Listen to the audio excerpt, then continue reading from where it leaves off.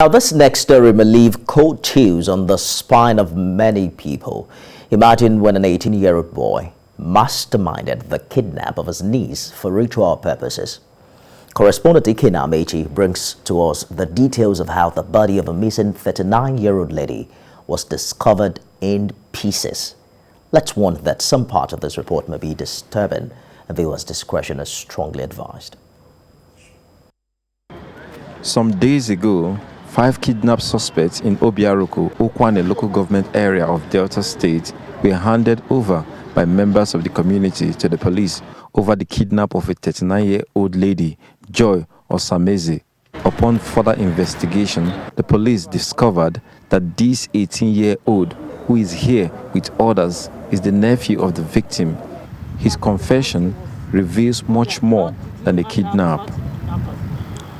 I point at the farm road on our way going to the farm. So when I point out to the boys, which is Chukutem and Osam, she was hit by the stick, a plywood that normally they used to for their work. So when they hit her, then grab her to the place they want to cut apart. So when they were cutting her breast, I cannot bear the pain. I was convinced by a friend of the oracle. Okay.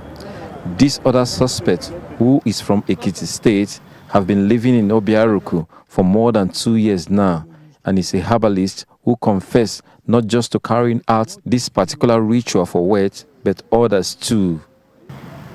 Many of them comes to me to work for them.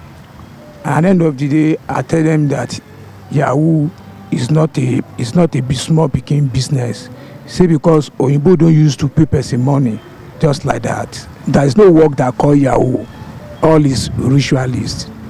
His confessional statement led to the discovery of this skull and other human parts inside this sack, which are believed to be that of the 39-year-old victim, pending autopsy.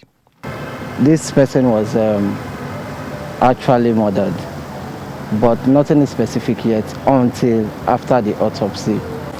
These suspects, according to the police, belong to a syndicate group which includes mortuary attendants and others, but the Commissioner of Police says the force is resolute in dealing with these prevalent crimes.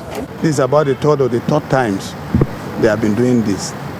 So even when our men went for the recovery of the skull, one of the medical doctors, who of course is very wealthy in Obiaruku there, arranged his talks, who went there to go and attack our men.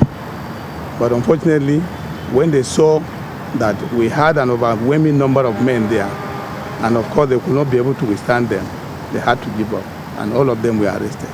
Ritual crimes associated with young people seems to be on the rise across the country, and more is needed to be done to stem this ugly trend, ruining young lives like these. Ikena Amechi, TVC News, Asaba.